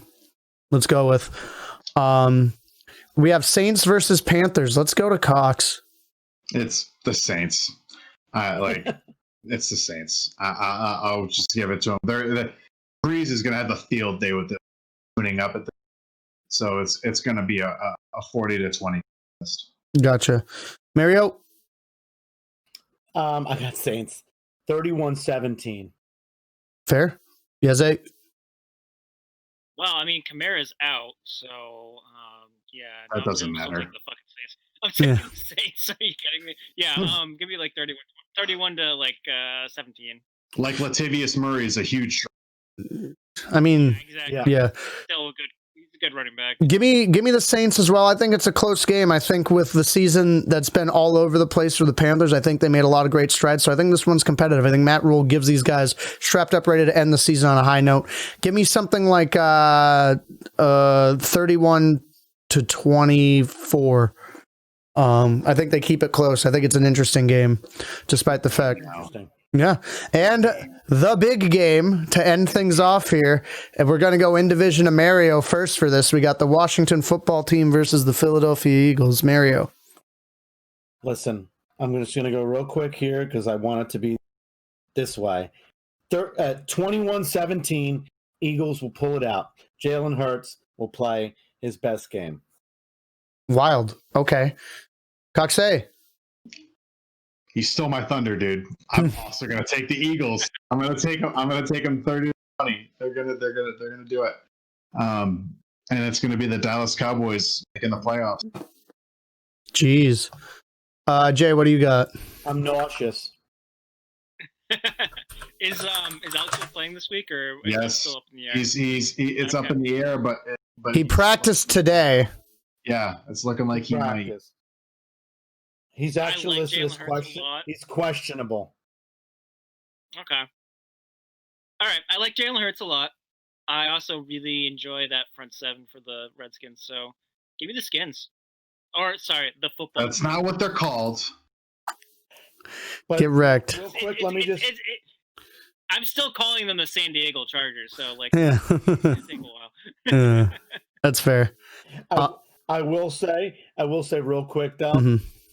as much as it's scary to see that, Smith is questionable, McLaren is questionable. He is. Ooh, that's a rough one. Yep. That's scary. Yep. But the Eagles have 1, 2, 3, 4, 5, 6, 7, 8, 9 players out. And of those players, Miles Sanders is one of them. Yeah. Fletcher Cox and Barnett also. Mhm. Yes. Yeah. Yeah, That- give me That's the scary. the football team. The Mhm. football team. Yeah. Unfortunately, Jay, I hope you're wrong. Mhm. Yeah, man. I also got Washington here. Smith being back. I like their two-headed monster at RB. I know Gibson, he's been kind of banged up, so I don't know what his level of production is going to be or anything like that. But McKissick's good. He's showing me a lot. Join us next week when me and Cox have our podcast called the Handsome Guys. Oh, God. Fuck off. Handsome Guys podcast. So fuck you and fuck you. You're going to branch out. All right. Shot takes, everybody. What are your shot takes this week? Yes. I think Cox already had one, didn't you? Yeah, refresh us. I think it was Cam Newton is like below 100 yards Oh, passing. Yeah. below 100 yards passing. And No TDs. Gotcha. Jay, you got one? It's a tough one. Let me go with Daniel Jones throws for 2 touchdowns. All right. Interesting. That's so funny because I was going to the Jets. Mhm. Sam Darnold throws 3 touchdown passes. Ooh.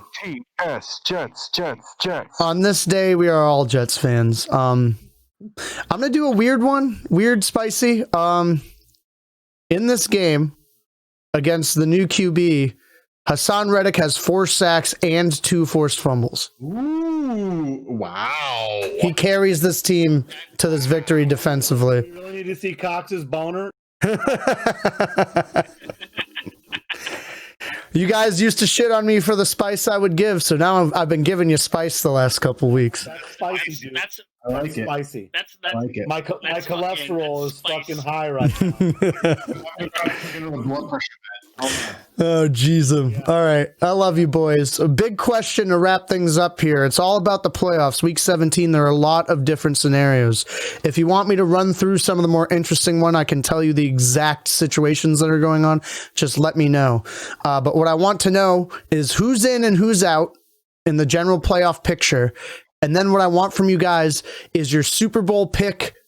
I want 2 of them. I want your head pick, who you rationally and logically think using your analytic mind is going to make it, and then your heart pick, what you think could happen going with your gut or something you wish to see. So those are the things I want from y'all. Let's go with Unc first. Why not? Let's go with Unc. So, teams that are out. Shit, dude. Give me some scenarios. Well, the only teams that are out right now and on the bubble on the AFC, it's just the Colts who are currently out. Correct. They can get in. Where is it? They can get in. Shut up. Not you. I had a video that played. Indy gets in with a win and a Tennessee loss or tie, or if Indy ties and Tennessee loses. So they need to win. Oh, they could also get in if Cleveland. Oh, that's the division. That's the division. they can- My bad. They can get in if like Cleveland, Baltimore, Miami loses. Yes. So that's Is there still a chance? Is there still a chance that Baltimore doesn't get in? Correct. Yeah. Yes. Baltimore loses. Yeah. And everyone else wins, then they're out. yeah. I know I picked Ravens, but if any of the teams I can see, I think either the Ravens or the Colts are out. I'm just going to say, I'm going to go out there and say the Ravens are going to be the team that is looking out and look, you know what I mean? And- Outside looking in. yes. And as far as Super Bowl picks, And this is listen. I know this is crazy, but You got head pick and so Yeah, so you have two different scenarios. so my head pick would be the Chiefs versus the Packers. And my second pick would be the Chiefs versus the Bucks. Yes, Ooh, let's go. That's what I'm talking about. interesting. I see the Chiefs. I see the Chiefs. If they're punching on all cylinders, I think the Chiefs are the team to beat, obviously, Hmm. in the AFC. And I think it's a two-team race. I think the Saints, Breeze isn't. He's up and down. I don't think he's 100% still. Give me Packers and Bucks are the two teams I think are the teams in the NFC. Who wins in either of your scenarios? The Chief wins both time? I don't see the Packers winning, but in the NFC, but if it's the Chiefs, Bucks, I can see the Bucks beating the Chiefs in the Super Bowl. I really could, which would cement Tom Brady as the ultimate GOAT. And I would hate to see it, but I could see it. I would love it. God damn, I really hope it doesn't happen. I'm just surprised you're not coming in all muffled with Cox's fucking knob in your mouth. Mario, that's insane. If that happened, I would never shut. You are right, Jay. So to get But I will. Can I say one thing though, real quick though? I know. It's I picked the Chiefs in both scenario. Mhm. If I'm wrong on the AFC side, and this is going to be awesome, Buffalo Bucks and Josh Allen, his boyfriend, fucks Tom Brady in the fucking ass. Please come to me next, DT. Please. No. Please. Jay, next. No, come on. No. Please. How great would that be? I want it. You'll get it. Don't fucking worry. Fucking psycho. I said Josh Allen. He won. I do. That's what I want. Jay. All right, so I give you like one team that's out. It's the Bears. Why? The Bears are out. Okay. Good one, Jay. Good one. Go ahead. No, I was gonna say I was gonna ask if you want to just the general picture, who are the teams in and who are the teams up. You can do it whatever way you want. Oh, I think the Cards are in. Who's on the bubble in the NFC? In the NFC, other than the Cards, it's all the fucking NFC least except for the Eagles. Yeah. Give me the football team in on the NFC side. Sorry, Mario. Mm-hmm. AFC Sorry, man. side, give me. I think the Browns are going to beat the Steelers. I really do. I know. I'd love to see them lose, but I just don't see them losing to an undermanned Steelers team.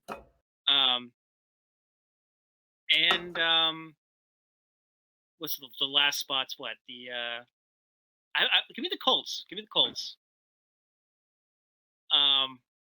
As far as heart versus head of Super Bowl pick, my head says that the Chiefs are probably going to win it. That's not really a hot take at all. I'd love to see Drew Brees get another Super Bowl. So that's my heart pick. Wild. All right. Yeah. I'd love to see it. I love Drew Brees. Ryan, I guess since we have to go to you. Okay.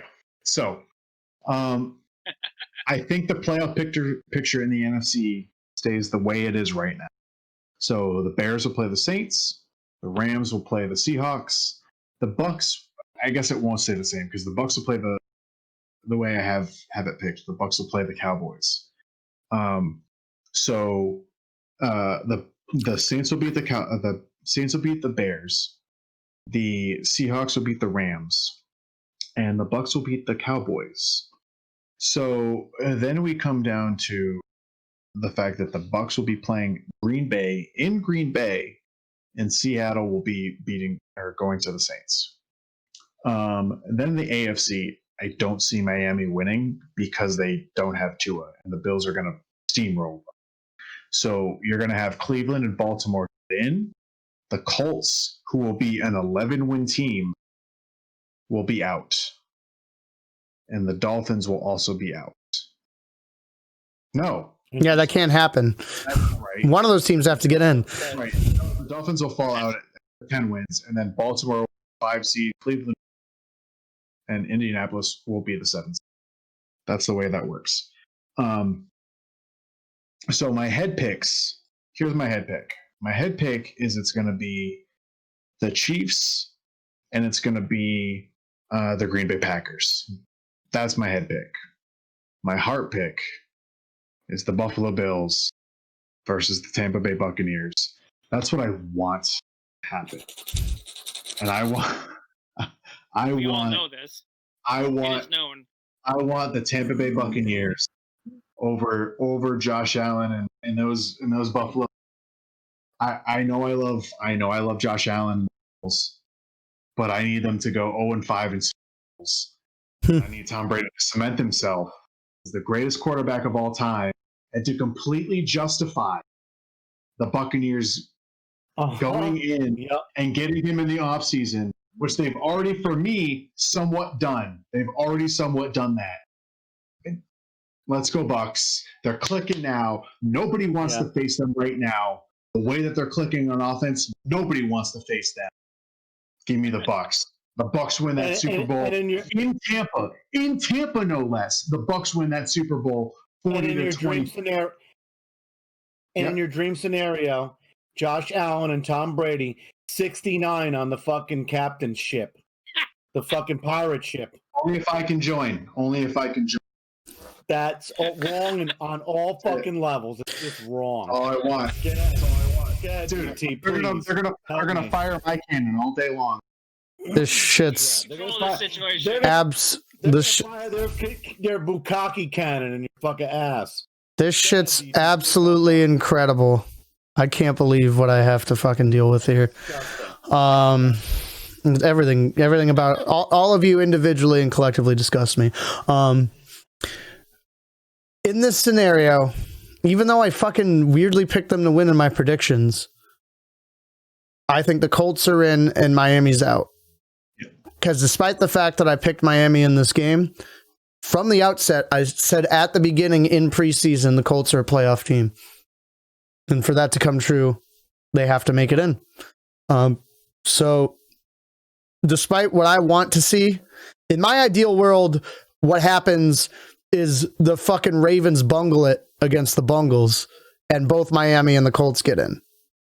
Also, if the Browns lose, both Miami and the Colts get in. I'm going to stick with what I said. Miami's out, Colts are in, but I could fully see both Miami and the Colts being in, and the Browns or the Ravens dropping out. On the NFC side, I think it's Washington in at 4 and Cards in at 7 over the Bears. We know this. We already talked about it. My head pick for the Super Bowl is the Kansas City Chiefs versus Seattle. Okay. I think because I've been saying all year, whatever team makes it out of that NFC West with the best record and is looking the best going in, that's the team that ends up representing the NFC.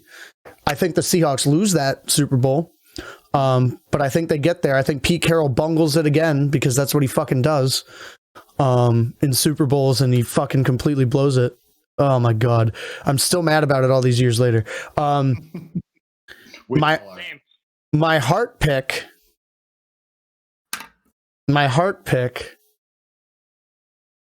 is probably it's definitely my heart pick is Tennessee versus Arizona.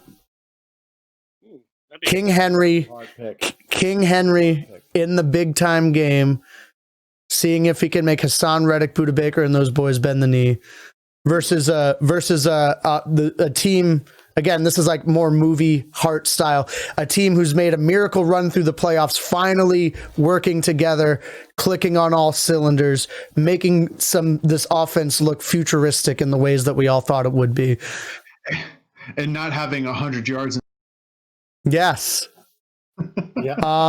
And in my ideal heart pick, Arizona wins that fucking Super Bowl. There you go. And maybe it's like the old Titans one. They're a yard short. They stand Reddick and Buddha stand up Henry at the 1. That's my cinematic heart pick for everybody. That's my cinematic, let me set a scene for you heart pick for the Super Bowl. Because I think that'd be really cool and exciting. But again, if we're talking about it analytically, because this is an analytical podcast, Chiefs and Seahawks, I think, again, because I've said before, out of the NFC West, iron sharpens iron. They've had the toughest, most brutal division in football. It's going to come playoff time that's going to really pay off. So, and I think the Chiefs win that one. Any other thoughts, boys, as we wrap things up? No, I'm good. Lovely, lovely stuff. It was an absolute pleasure. To everybody. Happy New Yeah, Year. for sure. Yeah. Happy New Year to everybody listening. Happy New Year to everybody here. Thanks for joining me. As always, we will be back next week, and next week's going to be a climactic podcast because we will know the season prediction winner by the time the next podcast comes out, and we're going to be able to talk playoff football, babies. And I'm very, very excited to see how that goes. Yes. And for the listeners' benefit, the thing's probably going to be shortened by about 40 minutes because there's way less games to call. So everybody wins. So thanks for sticking with us. We look forward to seeing you all again next week. And as always, we hope your team wins, unless they're playing our teams, especially if you're a Rams fan this week. Eat dicks. But other than that, we love you and we hope you have a wonderful weekend of football. And we will see you all next time. Say bye, guys. Later. Peace out, everybody.